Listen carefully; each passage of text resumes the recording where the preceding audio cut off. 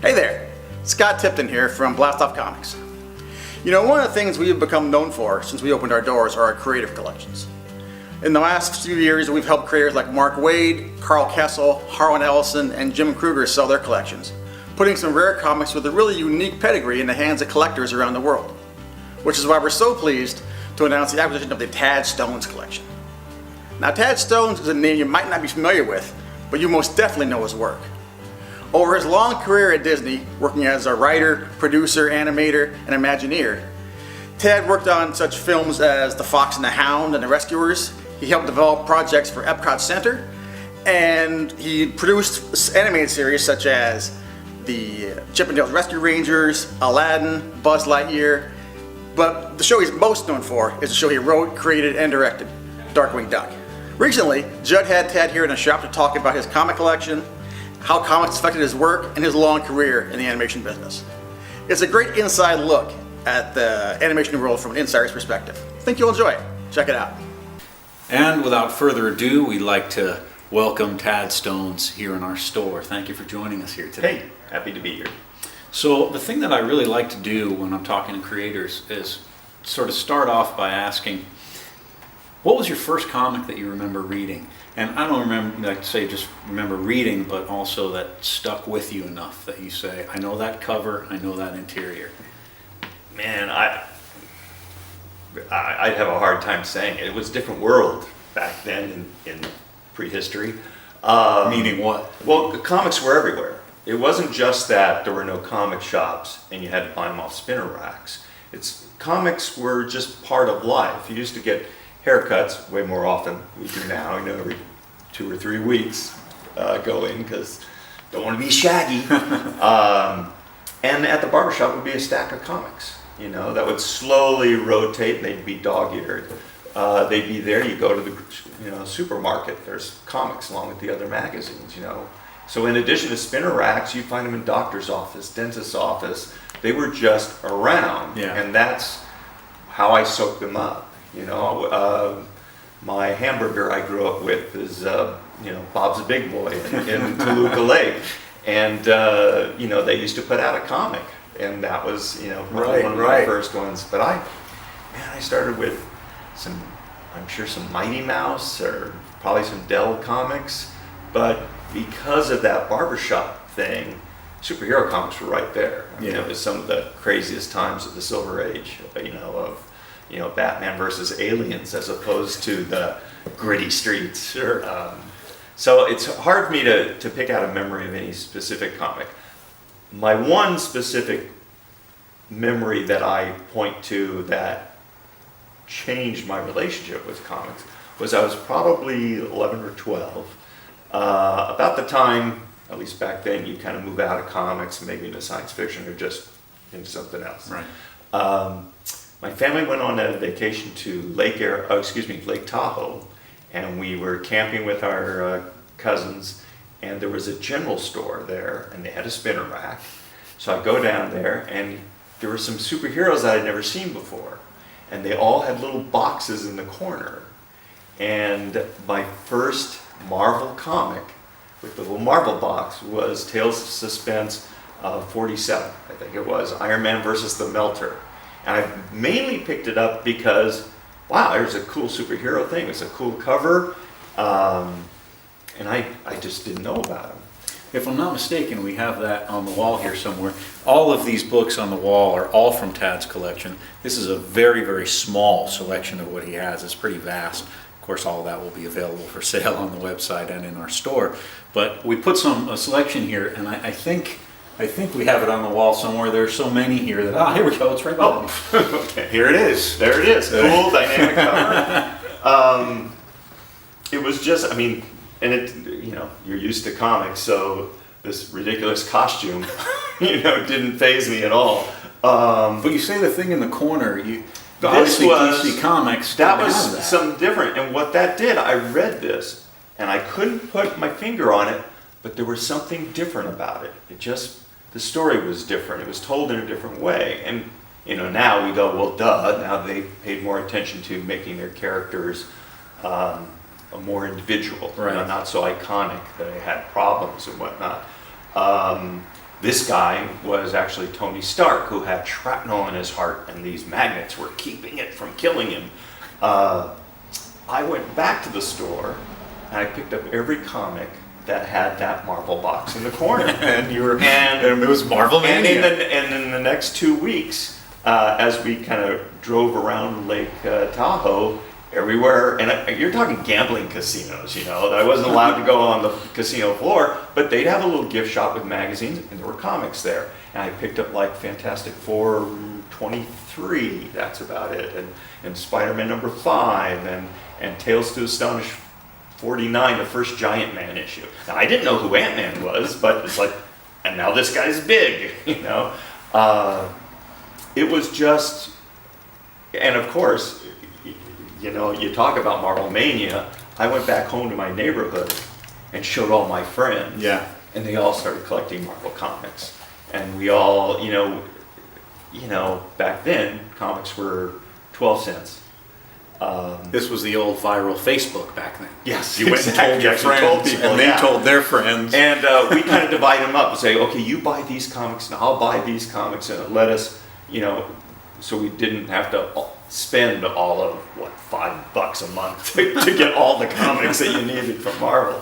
But there was an excitement there, and of course Stan Lee was, you know, laying it on heavy with, you know, that was before the soapbox, but still there's that sense of, you know, hey, no, I'm talking to you. Right. You know, And yet, Yeah. if this be doomsday, Yeah. you know, And it's like- Shakespearean. yeah, and that I'm sure that company, you know, flourished without the internet, Right, you know, right. because people were just had to talk to each other and debate about things, and it was a lot of fun. I mean, collecting was a whole different experience, and it was a lot of fun. I certainly remember, you know, going to a spinner rack in a drugstore and finding an Avengers comic and being shocked that Captain America was in space.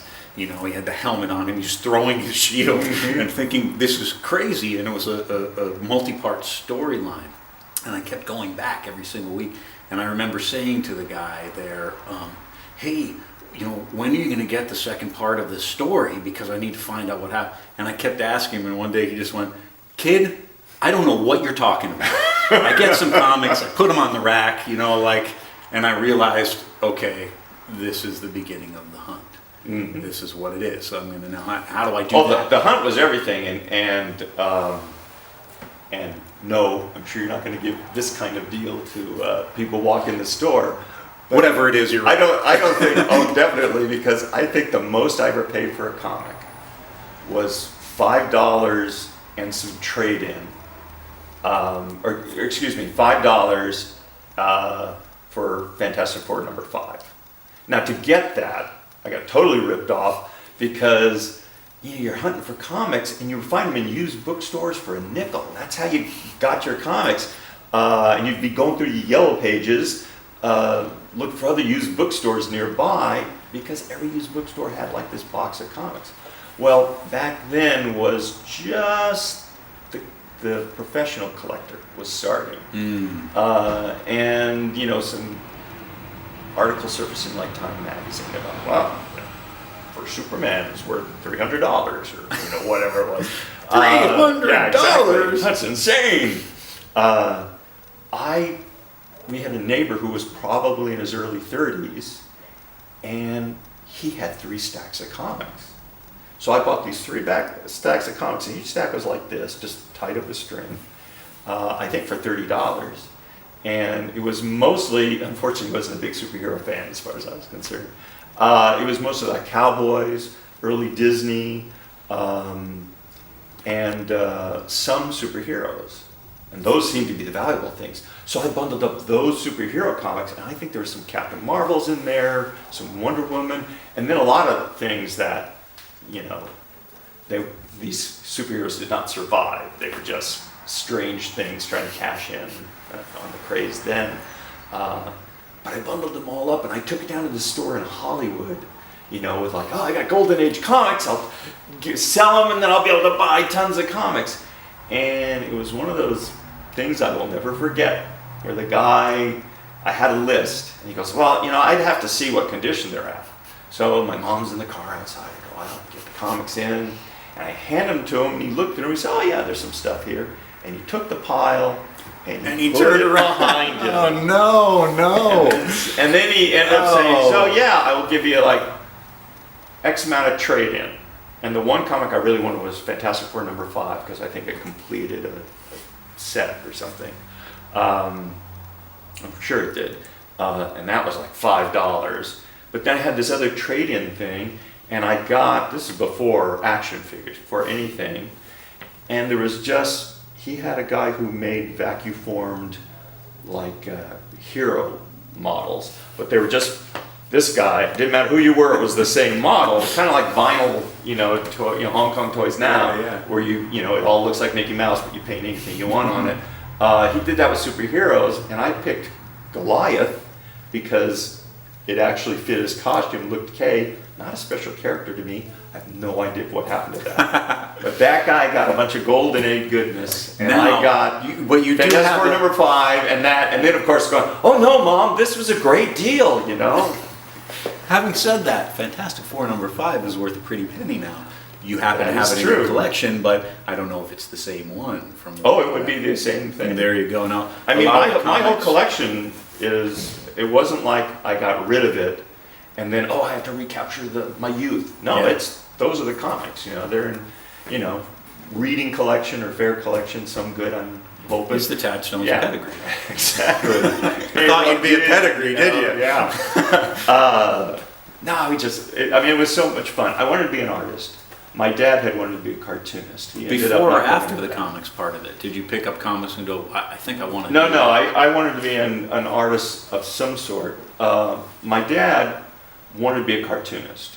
When he went to USC, he was actually on the newspaper and he put out like an editorial cartoon every day. Unfortunately, that would be great practice to draw a finished thing, a finished gag every day, but back then he actually had to carve a linoleum block. So it wasn't like he got to work on his ink line or his style. We did it on marble, kid. So Wow. yeah, he didn't quite have to chisel, but he was carving. But when he got out of college, it was basically a depression, so he took any job that he could. He wanted to do comic strips, and then one job led to another, and then he had a long career at the Carnation Company, which had affiliation with Disneyland, which got me to Disneyland once a year at least, which, who knew? But that would happen. Who knew you'd become an Imagineer? But because he wanted to be a cartoonist, he had, the best thing he had was the famous famous cartoonist corps. And this was Milton Caniff, Al Capp, Rube Goldberg, all these great guys with what was originally a mail order lesson, talking about how they did their work. There were general lessons, and then there were biographies and how they, and that was back, they'd say, if you write a polite letter to an artist, he'll actually, he may send you a comic strip. Man, those are the days. When there were comic strips.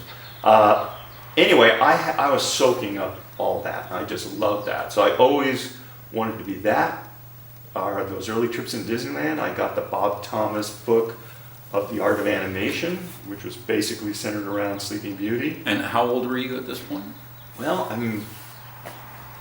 that would be before the Marvel Comics stuff. Yeah, so yeah. I was, in the single digits, I would guess. Right.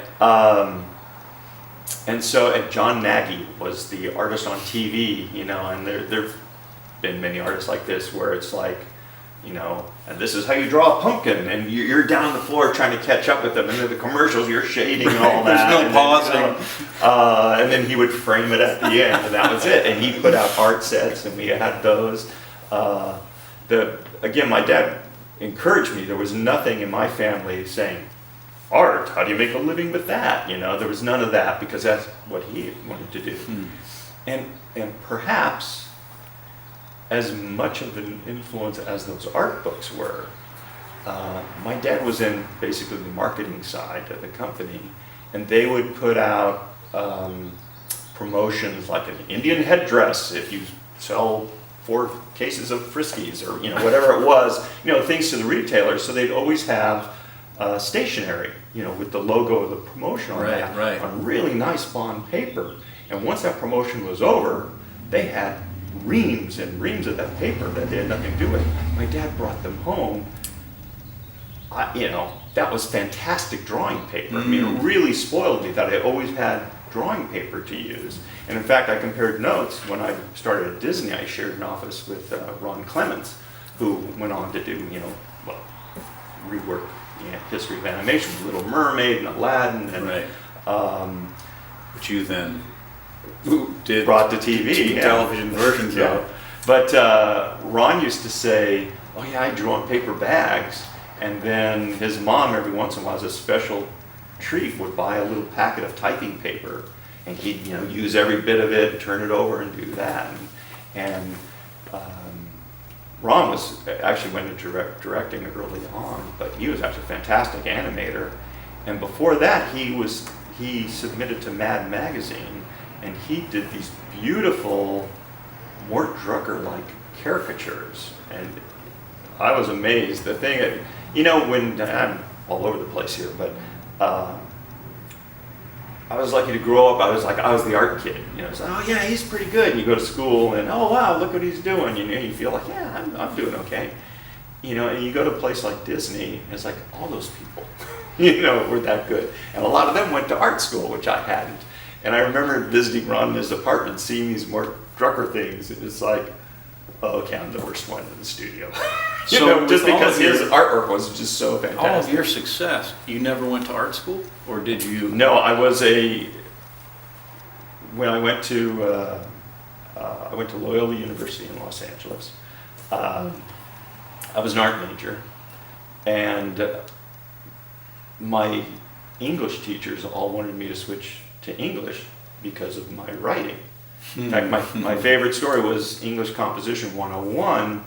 We were asked to describe something in 3 different stages. And to make it interesting for myself, I basically wrote it as if I was, in my head, a black cat going up to a haunted house.